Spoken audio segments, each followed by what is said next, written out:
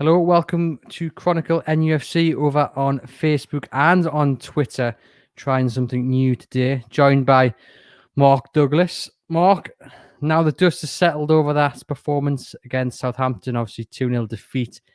How are we feeling about it? I know on Friday we were feeling pretty down in the dumps as most Newcastle United fans were as well.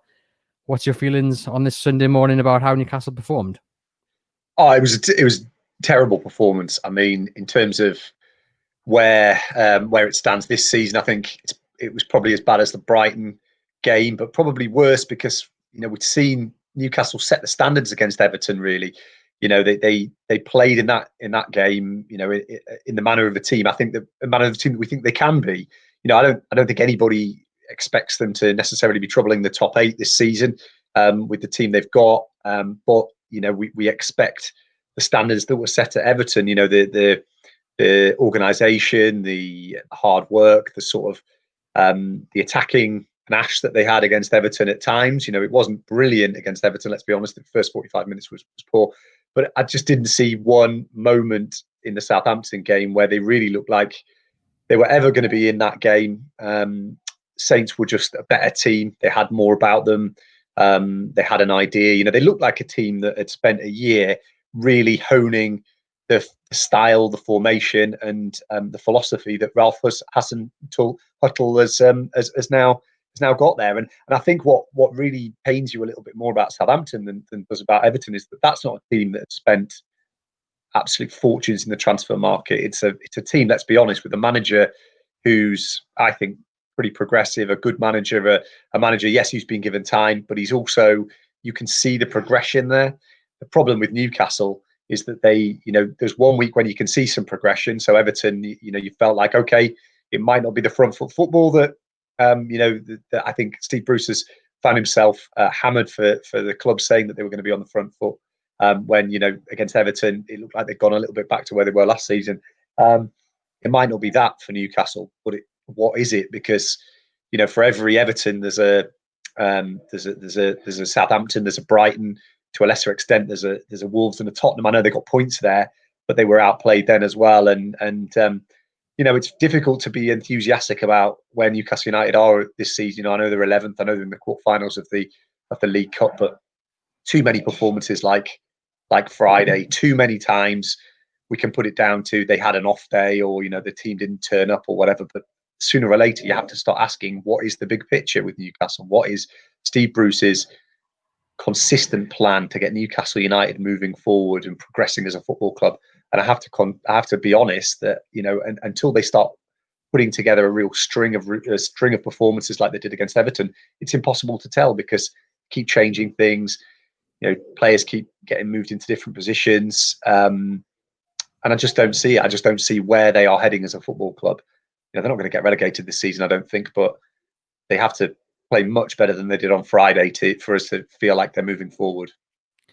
One of the things Steve Bruce was criticised for was not changing the style of play, was not changing the plan against Southampton. In his comments, he said from 6 minutes in, we gifted them the first goal and it was a difficult night all round, which suggests that he knew, that it wasn't going to plan very early on. And yet it took them to well in the second half to switch things up. And it was evident what Southampton's plan was to press. They've done it all season. They do it very well. So why do you think Steve Bruce didn't react, didn't change it? There wasn't a reaction at half time. Is that criticism fair on Steve Bruce, that he's not maybe a very reactive manager? Well, I think he has done in the past. We've seen in games last season where things weren't going particularly well, and the team and he did change it. And I think he actually sometimes got criticism for that as well, because it was felt like they had 3 or 4 different formations within a game. I think he can change. I think they can be reactive. They were just totally caught on the back foot against Southampton. I don't think they expected the team to be quite as it felt like they were lackadaisical. I know they'd set off for Southampton a little bit earlier, and they obviously had the slight change in travel plans and things like that. I don't know whether that affected them, whether that had an impact on them. But yeah, I mean, he didn't change it. He has done in the past, so I don't think it's necessarily that he's not a reactive manager per se. But I think he didn't on Friday, and he's probably just got to take the criticism on Friday of his his tactics and the system and his approach on Friday. Look, the week before, and I think the week before that against Wolves as well. Whatever you feel about how they played in those two games, they did at least get the job done. I think against Wolves, they were a tad fortunate because they definitely could have conceded goals in that match, but they set up to be a little bit more solid, I think is probably the right way of saying it. But then, they did the same thing on Friday, and then when it doesn't happen so early on, I don't think that team has, a second gear, a plan B, particularly when things don't go for them, because you can see, I'd like to have seen what would have happened against Wolves or Tottenham if they had conceded goals. They obviously did against Southampton. Would it have gone the same way that it did in those games? I suspect it probably would. And that, I think, is a big criticism, I think, that you have of this squad and of this manager. I'm not going to come on here and say that everything's absolutely horrific. Let's be honest, they've had some good results this season as well. But I think what sticks in the mind so far this season is a lot more of those performances. I can think of 3 or 4 this season already where I've sat there and I've despaired at the performance. Brighton's one. Tottenham, I'll be honest with you, the performance was dreadful, even though they drew 1-1. They were just up against it. Newport, they won that game, but again, it felt at times, like I just don't see a bigger picture with Newcastle United at the moment. I don't see where they are heading, where the progress is. It was really interesting to hear Ralph Hasenhüttl say after the game that they've honed this philosophy, they've honed this style in playing in front of no fans, because they say it encourages people to take more risks. It encourages them to be a little bit more adventurous. I don't see that kind of thinking with Newcastle. They've tried different things to move them forward. Steve Bruce says he's tried different things, and they always keep coming back to the tactics, the short blanket, don't they? That tactic that Rafa Benitez had. And I'm not saying it's Rafa who gets them points, because obviously it's not. It's Steve Bruce, and it's the way they play in those games. And he's better than some of the critics on Twitter give him credit for, I think. Absolutely. But I think there's big questions about whether they can move this team forward, whether they can make the most of the resources that they've got, because at the moment I see another season where there's going to be 3 teams worse than them. They're probably not going to be top 8. They should be top half. Whether they are or not depends on how they bounce back in the next few games. And unfortunately, in Newcastle, there's always a Southampton performance in them. Let's talk about the defence. Obviously, Carl Darlow made a few good saves and kept the score down. Alan Shearer said it could have been 5 or 6. And if you look at the stats that Sky brought up, and I think this was midway through the second half, so there was plenty more shots to come. At that point, shots faced, 129, ranked first in the Premier League. Shots on target faced, 50, first in the Premier League. Saves, 37, first in the Premier League. Save percentage, 76%. But they're worrying stats. And is Newcastle's luck going to run out sooner rather than later, do you think? Because Carl Darlow can only save so many, and at one point the fear is that the kind of the riverbanks will burst, and there'll be a flood of goals in one game when Newcastle, a bit like last year against Leicester, are severely embarrassed. Well, they defied the odds for the best part of kind of 12 months now, really, in a lot of ways, because there's been a lot of games where I think Newcastle probably should have been beaten. It's easier. I think it's harder to break down a team that play the way that Newcastle do than maybe you give them credit for. It's hard, I think when you set up like Newcastle do, I think a lot of teams find that really difficult to break down. You've seen that with the teams that it's really hard to especially when they've got a good goalkeeper. They've got some good defenders as well. So it is hard to get past Newcastle. I think although they face all those shots, it's not as if in some of the games they're giving away gilt-edged chances. I think they did against Tottenham. I don't think Southampton had, and it could have been 6. Yes, I suppose it could always be. I mean, Newcastle could have got a couple of goals. I mean, they didn't look like they were ever going to get them, but I think it's always difficult to say that they're going to get beat 6 or 7. That's not what I worry about. What I worry about is that they're going to concede a goal. They rely on staying in the games for as long as they can. Newcastle, that's top and bottom of it. Against Wolves, they didn't concede until late, so they still had a chance in that match.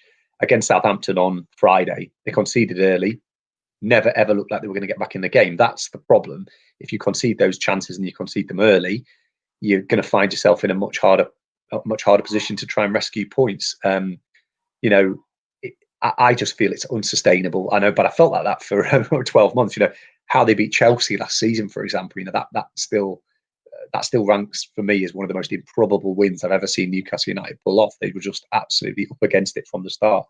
So it's not going to be able. They're not going to be able to sustain that level of giving away chances. And I think, to be honest, this isn't a team that should be conceding that amount of chances. They've got players that don't need to be being up against it quite as much as they are at the moment. And that's, for me, the massive worry is that, why are they conceding that many chances? What's the reason? I know they sit back, I know they cede possession, but when it was Benitez doing that, they didn't concede as many chances as they are doing at the moment. And I know they've got a really good goalkeeper at the moment in Carl Darling. They've got a very good goalkeeper to come back in Martin Dubravka, so you can rely on them to make some good saves. But it's like you said, it only takes one of those chances to go in early on in the match, and you're right up against it. It's not a sustainable philosophy going forward to concede that many chances. It's just not. And you'll notice in the week before, when they played quite well, they didn't concede as many chances. So that's what worries me, is that they're not aiming to play like that. It's just that they keep ending up being that way. And why is that the question? That's what a manager's there for. And if you can't address that problem, then you have to ask questions about him. You mentioned they're not looking like getting back into the game, and that brings us on nicely to a few points that have arisen over on social media. We'll start with the Alan St. Maximin question. Now, he said, I think it was last month, that he wanted to play in this central role, in this number 10 kind of role, and Steve Bruce has allowed him to do that, and it's not worked at all. I don't think it's unfair to say the last few games he's looked at a shadow of the former self. He's not looking like he's got that desire to run forward. He's not being effective as much as of what we've come to see him previously. So is it a case that Steve Bruce just has to just say to him, look, it's not working, I'm going to put you back out on the wing, we've tried it, or is it up to the player to step up to the point? Because Newcastle are worst side when Alan St. Maximin's not at his best, that's clear, and it seems that he's not at his best in this kind of number 10 free role behind Callum Wilson. I think there's a bit of that. I think there's also a bit of teams have, worked out how to nullify him unless he does something different. You're looking at. I think he was okay last week. He didn't get into the game in the first half, but he's a bit better in the second half. He's probably opening up a little bit more space for other players to play, because he is getting. I think you can see the treatment that he's getting from opposition teams now. They are trying to sideline him, and that is something I think that he probably needs to address now. He needs to work out how he's going to play when opposition teams are set up to prevent the ball from getting to him, or I think what's happening is that opposition teams are pressing Newcastle to the point where he's not getting it in the areas where he can run into the final third to actually cause problems for opposition teams. So if they're preventing him from getting the ball in those areas, then there's not much he can do, unless, like you said, he's moved into a role where he's maybe taken a little bit away from the central position. He's moved back into the wing, and I think that's probably what will end up happening if he keeps being a marginal presence. But it's probably up to him, and it's up to Newcastle to come up with a different game plan for Alan St. Maximin, because after he took apart Burnley, it's been noticeable how teams have pressed Newcastle a lot more than maybe they were before. Burnley didn't press them at all. Burnley were. Burnley kind of don't press. That's not their game. But Southampton did. Wolves, I think, did as well. Wolves will do that. Everton didn't quite so much. I think they came and they just wanted to play their own game. And I think you've seen Everton have now gone through a bit of a slump without one or two of their key players. But St. Maximin, I think, is the key. He's always been the key for Newcastle. If he's playing well, then they're going to look better attacking wise and going forward. I think in the first game of the season against West Ham, they gave him space, they gave him time, and he will punish you. And it's simply that other teams have probably just worked out what a good player he is. Now it's up to Alan St. Maximin. If he's got pretensions of being an elite player in the Premier League, which I think he does, then he's going to need to come through this next phase of his Newcastle career. Let's talk about the midfield. Obviously, Jeff Henrik, Sean Longstaff was the central pair, and they're obviously missing John Joe Shelby.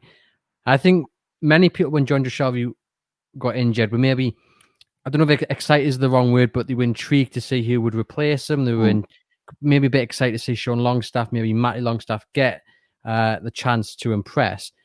And he's gone with Sean, and he's gone with Jeff Henrik against Southampton, and it really didn't work. I mean, Jeff Henrik, in the hour that he played, had 24 touches on the ball, which for a central midfielder, you know, you want someone pulling the strings, and there's questions over how he's in the team ahead of Hayden. So, I mean, really against Southampton, the lack of dominance was exposed, and it was quite scary. I mean, I've got some stats here. Only 23% of Newcastle's forward passes came from the whole of the midfield. So out of what was it? I think it was 239 forward passes. Only 55 came from the midfield, which I know you're up against it, but that's shocking, and it's worrying Callum Wilson as well. Yeah, and it also suggests that the majority of the forward passes are coming from the defence, sort of booting the ball over the midfield, you know, or playing long passes, which I think is, you know, is Newcastle are not, you know, I feel sorry for Callum Wilson, because he's at the moment the lack of service is just you know, he's not going to score the goals that he needs to get himself back into the England reckoning, which is what he wants when they're playing like this. I mean, Jeff Hendrick is a strange one, because, you know, managers absolutely love him. I spoke to Mick McCarthy in the summer and said what a fantastic player he is, what a great professional. You know, other managers have said, you know, I think Sean Dyche was desperate to retain him, desperate to keep him at the club. But then when you spoke to Burnley fans and when you spoke to Burnley correspondents, they'd sort of say, well, I don't always see what he does. You know, he will have one really good game and then maybe two or three. You know, he doesn't play that well. I think he's really only played. He's only had one outstanding game for Newcastle, and that was maybe the first game of the season against West Ham. I think since then he's been a little bit hit and miss. He wants to play in the central role. You know, that's where he wants to play. Maybe it's just that Newcastle's system at the moment just is you know, it's almost like they don't need a midfield the way they're playing. It's either 8 at the back or you know, they're playing this counter-attacking system. The midfield just isn't right. But I think it's more to do with the system, to be honest with you. I don't think too many players are going to too many attacking players or non-defensive players are going to really benefit playing the way that Newcastle do at the moment. So yeah, I mean, he hasn't been great, and I'm just getting the sense that he's becoming a bit of a scapegoat. He's becoming one of the core celebras on social media. You know, why is he playing? Why is he playing? Well, it's difficult to argue for him when he's clearly not getting as involved as he should be in the team. But I think it's not an individual thing. I think it's a system. It's just not quite working for Newcastle. And I don't know whether it's that Steve Bruce has looked at it. He's tried to play differently in a few different ways and just sort of come up with the conclusion, I haven't got the players to play a different way, to play with my midfield more organised. But, you know, you saw on Friday what happens when you have got midfielders who press and, you know, are energetic and push forward. And it just doesn't feel like Newcastle are quite there at the moment. And I don't know whether, you know, midfield was an area where they wanted to strengthen in the summer. They didn't in the end because they didn't have the money to do it. Whether they need a different kind of player, I don't know. But yeah, I mean, at the moment, for me, I'd go Longstaff and Hayden. I just wouldn't deviate from that. We know they can play together. They've played well together before for Newcastle. So for me, it would be those two. But I don't think Hendrick, it's necessarily him. I think it's the system. On the system, I've seen a few accusations that Steve Bruce is setting up in terms of in the formation that he wants, rather than maybe looking at opposition teams and how to counter their threat, and looking at maybe where the players he has got fit best inside St. Maxim on the wing, you know, Hayden in this. And what's your view on that? Is that fair? I mean, how do you see? How do you think Steve Bruce is picking this formation? And there's another comment here which actually says, you know, he's got a. This is from Raymond. I'll put it on the screen there. You know, he says he's got to stop thinking about Rafa and pick what he wants. Do you think Steve Bruce is? He's not going to admit it, but do you think he's still a bit kind of caught up in the whole Rafa Benitez and being compared to him? No, I think basically they revert to safety first whenever they have a bit of a run of results that he doesn't particularly like. So I think Manchester United, he felt that they were too open, they gave away too many chances. So he went back to, the defensive strategy that I think worked for Rafa and worked for him. It's not even Rafa, is it? It's really at the start of this time last year when things had not gone well. They lost to Leicester, and then he just was like, right, we're going to rip up everything that we're doing, and we're just going to go back to the strategy that we knew worked for Rafa Benitez, and then it worked for Steve Bruce, and he's sort of gone back to that again, which I think asks you massive questions about when it is that Newcastle are going to move forward under him, because he knows that they're at their ceiling playing like this. If this is their strategy, they're never going to get above 10th, 11th, where they are at the moment. They had a chance to go 4th on Saturday. I mean, we would be having totally different discussions if they'd have turned up against Southampton and actually done something. And that's what I'm kind of frustrated by, because a different way of doing things, maybe a different manager, let's be honest, they could be kicking on. But it just never feels like the reason that I think people are feeling a bit fed up about Newcastle in that situation is it feels like there isn't a lot of possibility around them. Pundits are saying to us, well, Newcastle are what they are. Roy Keane said it last week. Mark Lawrenson said it yesterday. Tony Pulis has said it as well. And it's like, yes, but who do you blame for that? Where does the okay, you keep saying that Newcastle will only ever get to, Newcastle should be pleased to be still in the Premier League, but who's that on? Because they're a big enough club to be kicking on. Southampton are top of the league. Are you telling me that Southampton necessarily 2 years ago had, well, even this time last year, they'd just been beaten 9-1 by Leicester. They're in the bottom 3. It's possible. Does Southampton even have a better squad? I mean, maybe by a tiny bit, but for man, maybe not. It'd be interesting to see what Ralph Hasenhüttl would do with the team with the squad that Steve Bruce has. I think Southampton. I like Southampton. I like a lot of the players that they've got, but those players have been scouted by Southampton and brought in. I thought Ginepra looked really good. James Ward-Prowse. I've always been a massive fan of James Ward-Prowse, even when he's been a little bit out of favour. I always thought he's a really good player.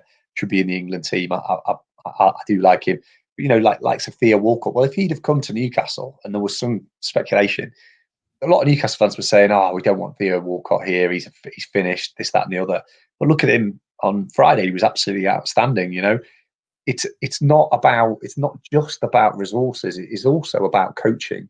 It's also about having a manager who will take you forward. And I think in particular in lockdown, you're seeing and behind closed doors football, you're seeing managers and the way that they coach is even more important, because Southampton have managed to go up and up and up.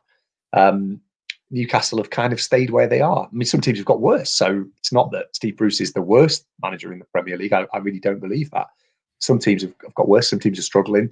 A lot of people talked about Graham Potter after they came to Brighton, after Brighton came to St James's Park and set Newcastle aside. But they're now bottom 5. They've only won. That's the only game they've won this season. So we have to balance it a little bit. But I think in terms of feeling like Newcastle are an ambitious club that can move forward and excite us, we're not seeing the evidence of it. And we've had Steve Bruce as the manager now for 15 months.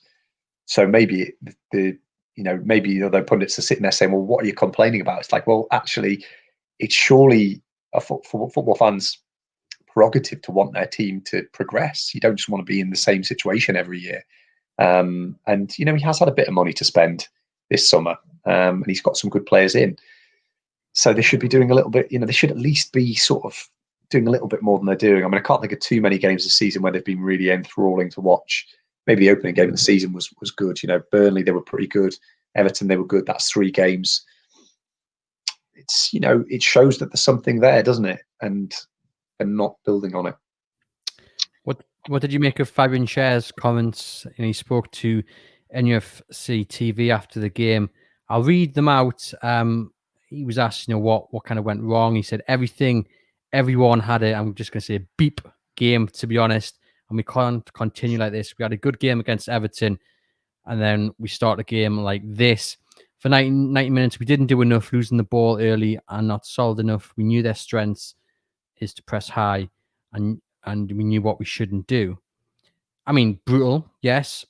fair comments. I mean, he did give two of the first passes away in the first 3 minutes, so he didn't have the best of retention of the ball himself. But brutal comments, and the club put them out on their website as well, which I think surprised a few people. What did you make of them? Yeah, well, obviously at the moment, there's no players aren't speaking to independent media because of the coronavirus situation. That they're just not they're not being put up after games, which you can kind of understand. So normally I think we probably would have had a few more, some good talkers in that Newcastle squad, some good characters in there who kind of understand what is expected of Newcastle United. So fair play to the club for allowing those comments to go out. It reflected, I think, probably the mood in the dressing room. That they're not, they're not shirkers in that dressing room. They're not people who shy away from criticism. I think sometimes they feel that some of the stuff that's written about them, some of the stuff that's said about them is unfair. And there is a bit of siege mentality, I think, at Newcastle amongst the coaching staff, amongst the players, who feel that some of the criticism is just ridiculous and is Newcastle media just doing what Newcastle media always do, is what they feel, I think. But I think I really like to see that kind of thing because I think it shows that he understands that that's not acceptable. To be fair, I don't think Steve Bruce flannels things too much. I know he gets criticised a lot for what he says, but he gets criticised a lot by some people for everything. But I don't think he flannels things. I think he knows that it's not quite right at the moment, and it needs to be a little bit better. It's maybe his people who know him and friends in the media who. Like managers, I mean, more than anyone else, who don't help him by coming on and sort of saying, well, he's doing a fantastic job, he's doing a brilliant job. I think he would say he's doing an okay job, but it's not fantastic because he would want to be doing a bit more. He would want to be doing it a bit better. And it's the question for me is he the man to do that? But when I see the sort of comments from Cher, I think, yeah, fair enough, and I'm sort of glad he said that, because I think the worst thing you could do is sort of say, oh well, we'll go again. He's a clever bloke, Cher. He knows what he's talking about, and he'll not be happy with his own performance on Friday because it wasn't brilliant. But again, and I hate to labour the point, he's mentioned that they didn't start well. So Cher's mentioned it. You can clearly see it. We all saw it. Steve Bruce saw it, and I do think that the criticism of just leaving it, even at half time, you could have switched something up, because they've both said early on we didn't start well. So is that down to the manager to get some instructions across, change it up? Is it down to someone on the pitch to take the game by the scruff of the neck and say, look, there's for instance, there was too much space between the back five and the trio in midfield. Time and time again, the defence were clearing it, but it dropped right where Southampton were, and Longstaff and Henrik were too far away. There was a massive gap. So does someone need to take the game by the scruff of the neck and say, right, let's sort this out, or is it down to the manager? What's your feeling on that? Well, I think you did see the players sort of saying that. I mean, I think Lee Ryder, who's at the match, said that Carl Darlow had told them all to wake up. Sells had said the same thing in the second half, so there was attempts to do that. The manager could have changed it. I think he probably would have felt after 6 minutes, let's give it a bit of time. Okay, we've not. I think it should have been changed at some point, shouldn't it? Because they were clearly not doing enough. But I think after 6 minutes, it's probably a bit too early, even if they didn't start well. Maybe after half an hour, you look at it and say, can we change it? But he'll have thought, we've trained all week, we've practiced all week to play this way. Let's give it a little bit longer, I would have thought. So yeah, I mean, they should have done a bit more. But I think you just have days like that where probably the players, they just couldn't do anything. Southampton were too good and they were too poor, and it didn't matter what. Probably in their heads they were thinking, we want to change this, but they just couldn't. And I think that you can't blame. You can't say. I don't think there was anything they could have done on Friday after the game started the way it did to win that game, because they're not coached in the right way to win that kind of game. If it doesn't start well and the opposition are playing that way, they're just not. Either they're not good enough, or they're not coached. They don't work in that way to win that kind of game. And I think that's maybe the sad point about it, is that when that kind of thing happens in those games, they're not going to win. They're not going to pick up the points. It worries me because there are a few teams that press like that in the Premier League, and Newcastle haven't played them yet. So just before we get on to the Saudi move, which has got takeover tongues wagging, just a reminder of the competition we're running, where one of you guys can win a copy of Football Manager 2021. All you have to do is leave a review of the Everything is Black and White podcast on Apple iTunes, and then fill in a form with that said review, your details. I'll put the form you need to fill in the comments and on the tweet as well. Doesn't have to be an overly fantastic review, just a constructive, polite review. Just be honest, just don't be offensive, and anything else is welcome. Mark, on to the Saudi development, and then there's got a bit of takeover speculation going. You've put it in the notebook this weekend. Can you just let our listeners and viewers know what that's all about? Yeah, so it's the setting up of the Saudi sports company. I think it was talked about around the top end of this, when everything this was going on over the summer. But it's been confirmed this week that they are setting up a platform to currently it's manage their own broadcast rights, but it's also to create content.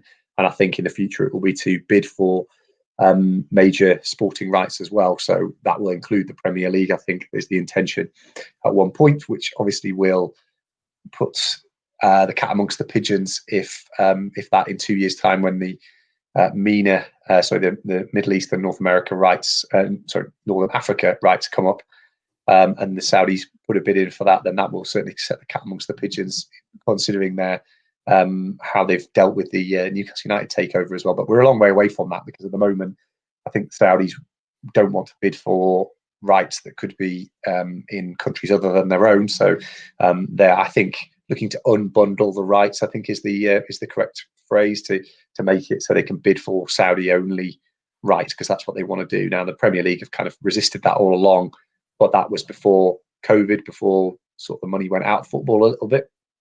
And a lot of the Premier League's plans moving forward rely on massive upsurges in TV revenue. So one of the ways that they can do that is to open themselves up to new markets. So it's, I think what the reason that it's got people who deal with takeovers looking at it intently is this another behind the scenes kind of move, or is this another thing that's rumbling along in the background that just gives a little bit more legitimacy to their claims that, that look, they're going to be a big player in international sport. Saudi Arabia is clear, that is clear, and the more and more groups that are dealing with them, the harder and harder it is for the Premier League to maintain the line that they've maintained at the moment, which is that the PIF and Saudi Arabia are not separate entities, so they cannot allow the takeover to progress. It's all sort of stuff rumbling along in the background. Now we keep talking about, well, there's things going on. Well, here's one thing that is going on, and it is something that I know is being talked about in political circles.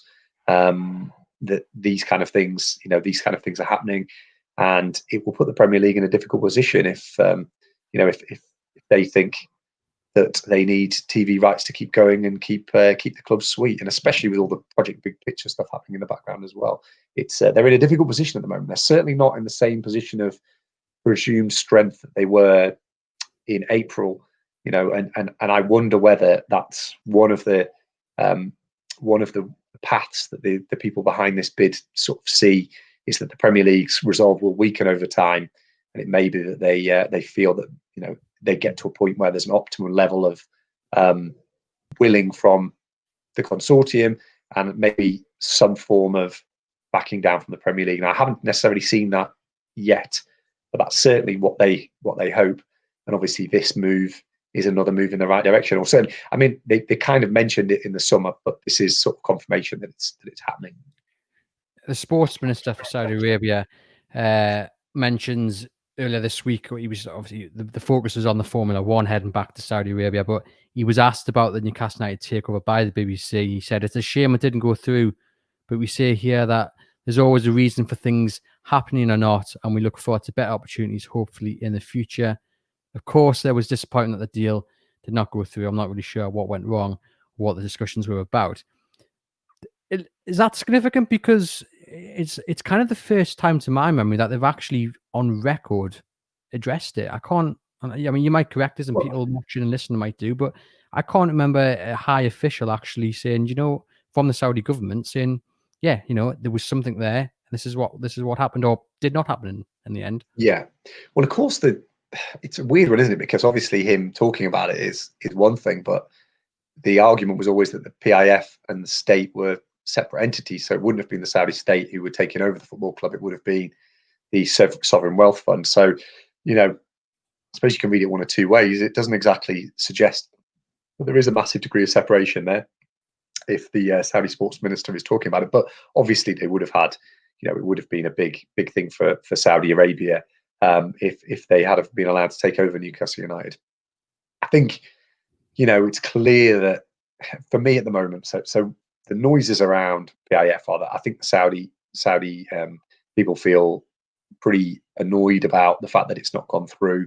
There's a great deal of hurt, I've been told, about the way that they were dealt with. They don't think they were dealt with properly by the Premier League. There's been a lot of representations made to government about that, and to individuals, I think, about that as well. And at the moment they're sort of, they've stepped away, and they're not having a frontline presence in the consortium anymore. That the moves that are being made by the consortium are being made by the people who we all know about. The Jamie Rubins of this world, and the Amanda Staveley, and see her husband's been very vocal on Twitter in the last few weeks as well, and Mike Ashley as well, obviously. So Saudi aren't really involved anymore. They've kind of, they're not involved, but they are sort of monitoring what's going on. I think it's fair to say behind the scenes, and they they are willing to be called up again at some point. They feel like if there is a route forward, they are willing to get plugged back into this takeover again. But at the same time, I don't know how long they'll just wait, because, as I mentioned in the piece today as well, there are other clubs and other countries where their finances are being sought, and they are being courted by other clubs all the time. So, it's not going to be resolved quickly, but I think they're willing to wait for a while. Whether that wait is indefinite, I'm not sure. So we probably haven't moved forward really as much as we might, but there are things going on behind the scenes, and I think probably the right thing to do is just wait and see what happens with that. But this is obviously one of those things that's certainly been mentioned to me as something that to watch and to keep an eye on. So there we are. But I think it's what we all kind of hope is a proper resolution in it. And personally, I hope that it's one that does bring this takeover to happen, because it's what clearly Newcastle United need. What you make of the legal letter? Obviously, the fans group rejected the Premier League's request for more time to their legal letter, and obviously then we have Nick DeMarco in the background working on behalf of Mike Ashley and Newcastle United, and he's keeping quiet at the moment. What's your view on those two elements of this takeover? Well, the fans' letter is obviously something that is, it's obviously an attempt by a couple of supporters to force the process into the open, and I sort of commend them for doing that. It's better to do something than do nothing if you feel really strongly about it. I don't see how that would necessarily facilitate the takeover to happen, full stop. And I think I've probably still got quite a few questions about that move. I think it's been billed as something that's going to force the Premier League's hand and things like that. I'm not sure it's necessarily that simple. It feels like if it was that simple, people would be doing that kind of thing all the time, and it's obviously extremely expensive to start a case against the Premier League. So it'd be interesting to see where the funding was coming from for that, because I think I'm right in saying that the group that are behind it did actually try and crowdfund some money for a similar thing through the war fund. I think there's some connection there. I'm not 100% sure that there is, but I think that was the case. So kind of what's changed, and why have they now?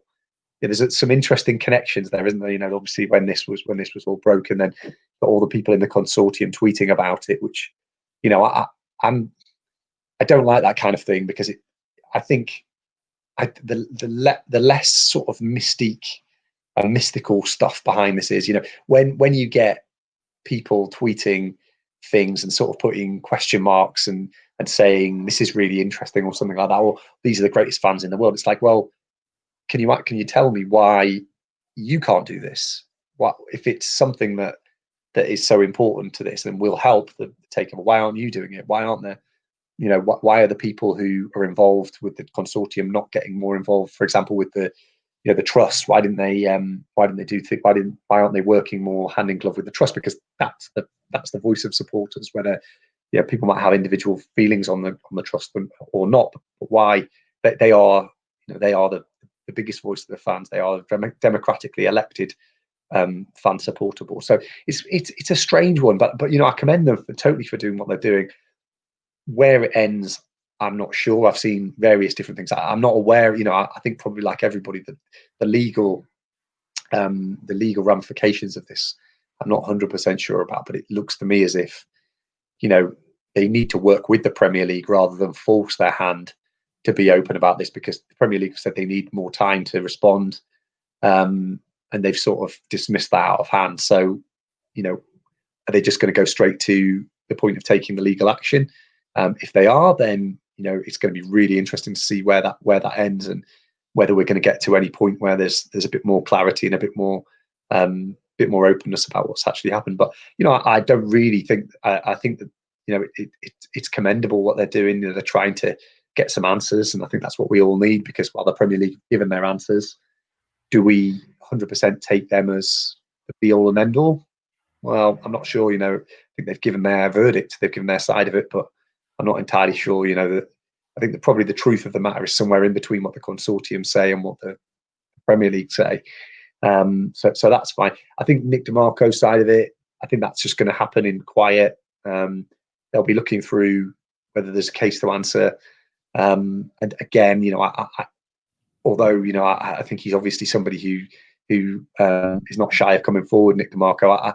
I'm not sure why all of them were tweeting about the letter. It just, to me, it was just strange. It certainly gave it more gravitas, which is great. But if they know something else, they should come out and say it. And it might well be that Amanda Staveley does do something in the near future and speaks out to people who they kind of feel have stuck with the takeover from the start, and that'd be an interesting thing as well. But at the moment, there's still so much smoke and mirrors, and that's why I think a lot of people have just sort of parked that for the time being, and are concentrating on Steve Bruce and the failings of the club.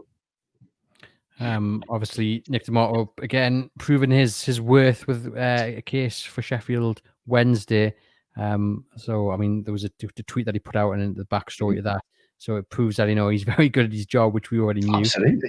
Absolutely. He's clearly clearly knows his stuff. Clearly is everybody speaks highly of him, and I think maybe part of it is he likes to have that high profile. He's he will know that Newcastle fans are sort of responding to every tweet that he sends with their own theories about what it means for the takeover. He's not daft. He'll see all those replies. I think he'll hope that one day down the line, when the takeover actually happens, if it happens, and if he's had a part in it, he'll be able to kind of share the joke and know that he'll never have to buy a pint in Newcastle, will he, if it comes off, or a bread roll, or bread. Just to finish, then, Bin Zayed Group looking like they're about to buy Derby. I mean, it's been passed by the EFL. What do you make of that? Well, some things you didn't think were going to happen. It's 2020 now. Come on. Interesting. Bin Zayed were. Let's put it this way. Let's put it this way. I hope that the mistakes that they made around the Newcastle United takeover, they've kind of corrected to do with Derby, because there was too much amateurism. I think, is that the right word? Around their first bid. We all know, Neil Mitchell's a friend of the Chronicle, and he has met the guys from Bin Zayed, and has sworn to me that he's seen papers, he's seen legal dealings or legal contracts that they had ready to go for Newcastle. They'd had some really exciting plans for the club, and they did have the money. Is what they said. They did have the money to do it. But at the time, I remember there was a massive. As soon as the story broke, there was a massive amount of skepticism that came out about it from the Middle East end, from people around the Premier League. They'd said that they were in the owners and directors test, but they weren't. Simply, they weren't. It just wasn't true. And I remember having copious arguments with people over that summer about where the Bin Zayed Group were, and they were obviously convinced that they were much further on than they actually were. So, you know, I kind of wrote them off massively because I just, you know, why would you lie about it? Why would you say, you know, the one thing about this consortium is they got to owners and directors. It was never like that. You know, people say, oh, well, there was so much publicity around it, but there wasn't. You know, they didn't really talk about it until they got to owners and directors. It shut off from between January and April. But what we had with Bin Zayed was, you know, just amateurism from the start. You know, the MD mid-kid wise WhatsApp getting leaked and then talking to fans. It just wasn't the way that a multi-million-pound deal was going to be done. They turn up at Derby. There's been none of the same thing at Derby. So fair play. They must have learned their lessons from that as well. I think it's different funding for them this time. I think it sounds like there's different people behind this group. It's obviously a much smaller deal. It's about 60 million. It's about 60 million as opposed to 350 million. So they've clearly done their homework, and you know, I wish them well, but I'm not sure it's the multi-billion-pound kind of deal that Newcastle would have got with the Saudis. I think it's probably a more modest one. There's money there clearly, but it's not the big deal that maybe they would have had to have come up with Newcastle. And it maybe does say to me that they were over ambitious with their bid for Newcastle. It maybe money wasn't there. I mean, if you speak to them, they'll tell you that Mike Ashley was the problem, and that he kept moving the goalposts, and that's why it didn't go through. But you know, it's obviously like everything takeover wise, there's very different viewpoints depending on who you speak to. And I'll watch what happens at Derby with a lot of interest, because you know, it could have been Newcastle. Certainly will be interesting, given that Derby bottom of the Championship as well. We'll just finish with 3 questions then from our viewers, both from Facebook and Twitter. We'll start with one from RB81, who asks the question on the takeover. Mark, do you think it'll happen? And if so, when? It's a good question. I think the longer and longer it goes on, probably the less and less faith I have.